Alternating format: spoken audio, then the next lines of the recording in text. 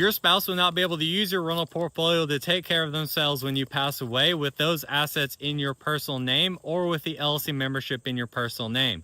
The reason being is that when you pass away with assets in your personal name, they will have to go through the probate process before your spouse can take over ownership and control over those assets.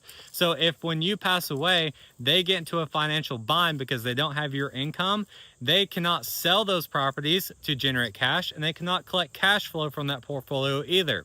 The reason being is that when you pass away these assets in your personal name, they have to go through the probate process. Therefore, the estate owns those assets. Your spouse does not own them until the assets have been distributed out on the back end of probate. And so only the estate has any control over those assets. And so if you want to make sure that your spouse is taken care of financially and they have the options to sell or collect cash flow when you pass away, you want to make sure that you're setting the estate plan up to be able to accomplish that. A couple different options that you would have is if you hold those properties in your personal name, you can set up joint tenants or rights of survivorship. When you pass away, your half of the properties will automatically go down to your surviving spouse.